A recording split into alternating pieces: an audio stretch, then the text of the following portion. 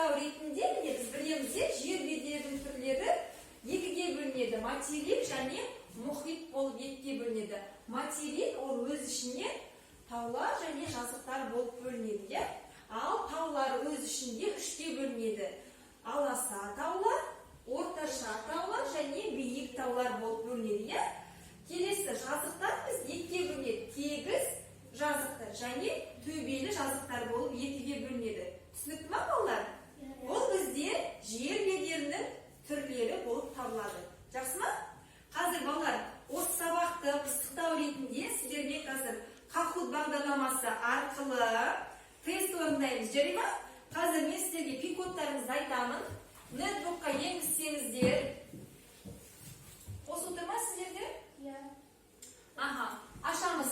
Нетбуктарымызды ашып, міне пин-кодты енгізіңіздер. 232-03-37 пин-кодын енгізіңіздер. Бірге, Аружан, келіп аудармен бірге тұрып істесем бол, бері қарайшы.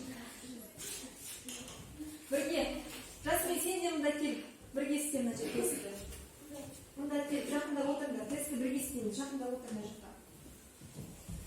Енгізіп ба пин-кодты? Не шықты? Аружан, таңында, мына жаққа отыра ғой. Жоқ, мұны қойсам, мысалы.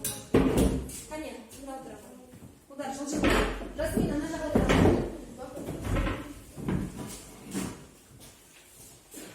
Грузится, да?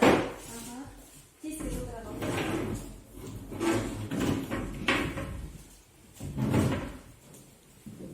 Ортаға қоямыз. Қосып ма? Дұрыстап жазамыз. 232-03-37 Enter басамыз.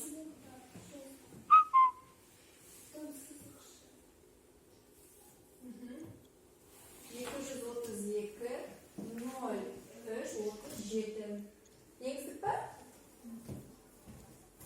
Қазір. Жүктеліп жатыр, е? Кішкене. Ал енді не шықты бізде?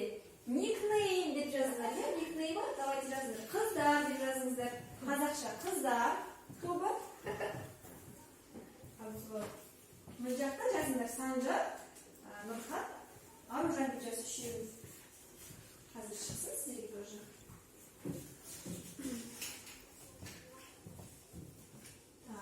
Міне, маған келді қыздар тобы міне. Енді екінші топқа қазір үшеулеріңіз аттарын жаза қойыңыздар.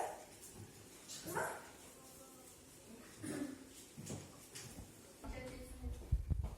Қараймыз балалар қазір. Дайынсыздар ма? Дайынсыздар ма балалар? Жақсы, қазір бастаймыз тест жұмысымызды. Таулар мен жазықтар деп аталады біздің тест жұмысымыз. Ал бірінші сұрақ мұқият оқимыз. Сосын өздеріңізге белгілейсіздер. Құрлықтағы жердің ойлы қылы пішіні. Жер бедері, тау, жазық, ойыс. Қалай деп ойлайсыздар? Ой, жазық ойыс. Құрлықтағы жердің ойлы қылы пішіні. Не басыңыздар? Үлгермедіңіздер ме? Қане, бастаймыз қайтадан. Қалайсыңдар сіздер? Тез баса қоймайсыңдар ма біреуін? Біздегі ең терең ойыс. Қарақия. Ал басамыз. Қарақия. Дұрыс. Қарақия. Келесі сұрақ. Қыздарымыз алда екен. Келесі сұрақ.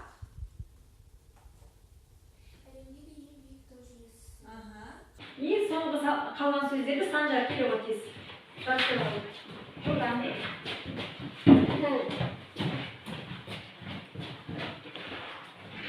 Нетбукты шетке қоямыз.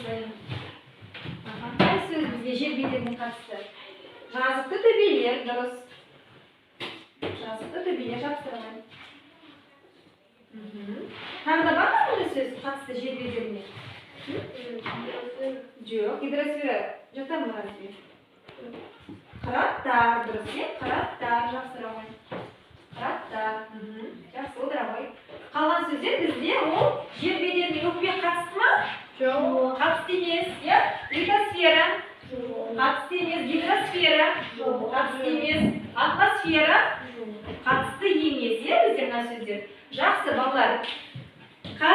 мен бүгінгі сабағымызды кері байланыс ретінде ББ кестесі арқылы, ұлдар, мына парақшаларға қазір бүгінгі сабақта сіздер не түсіндіңіздер, не білдіңіздер жаңадан, соны жазып, мында бізде ББ үкісі кестесіне жабыстыра қойыңыздар. Жақсы ма?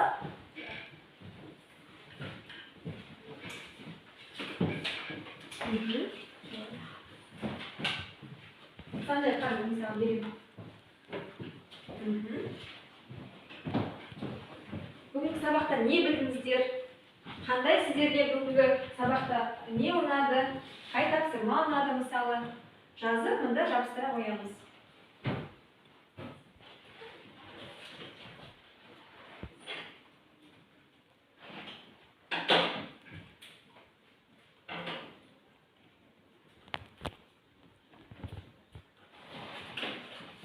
Қады оқи қой. Мен жазықтарды білдім. Жақсы. Бүгін сен білдің не сабақта? Білдің дегенде бәрі түсінікті жазықтырамыз, ортасына? Келе оқи қой. Не жаздың сен? Мен жер бедеріне жазықтар, таулар, көтеріп, көтір. Мен талбасқа солар жататын еді. Жақсы. Жабыстыра қой.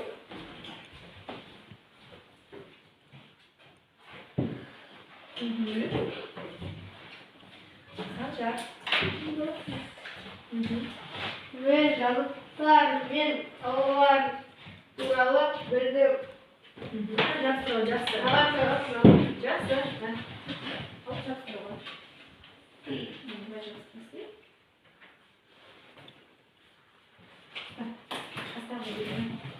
Так, тағы бір күн болды. Оқи қой, Әйгерім. Маған бүгін қақұттағы тапсырмалар ұнады. Қақұтта жұмыс істеген ұнады, иә?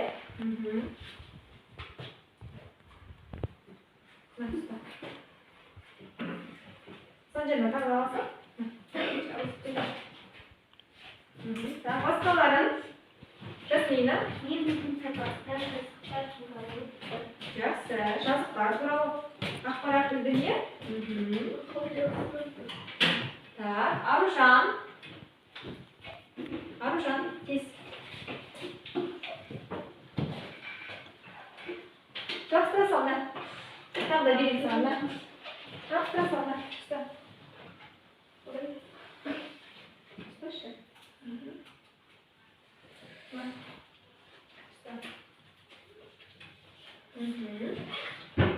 Жақсы. Аружан жаздың ба? Не ұнады саған бұл сабақта? Не білдің жаңа ақпарат? Немесе не түсініксіз болды? Айта қой Аружан. Жылдам Аружан.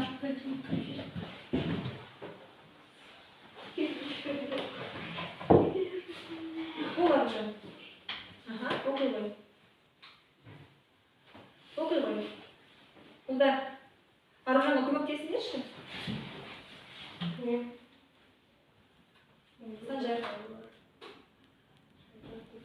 Ол жазып болды.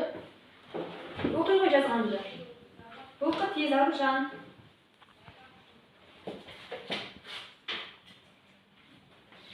Тез оқы Аружан. Оқи қой. Не жаздың? Сабақ саған бүгін түсінікті ма? Айт.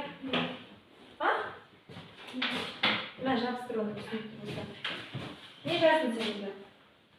Бүгін таулар жайлы білдім. Жақсы жазыпсың ғой. Таулар жайлы біліпсің жаңа ақпарат. Не оқымайсың соны дейді? Отыр ғой, тез. Отыр. Жақсы, енді соңғы тапсырма болар. Қазір сіздерге парақша таратамын. Сіздерге синклейн әдісі арқылы 5 жолды бүгінгі тақырыпты қорытындылау ретінде 5 жолды шығармашылық өлең жазасыздар, жарай ма? Иә. Міне, бірінші жолда бізде зат есім болу керек. Екінші жолда бізде 2 сын есім жазасыздар, жасымен қосыламыз қыздарға. Үшінші жолда бізде 3 етсіздік. Төртінші жолда 1 сөйлем және соңғы жолда 1 синоним сөз болу керек, жарай ма? Ал тезірек. 5 жолды өлең.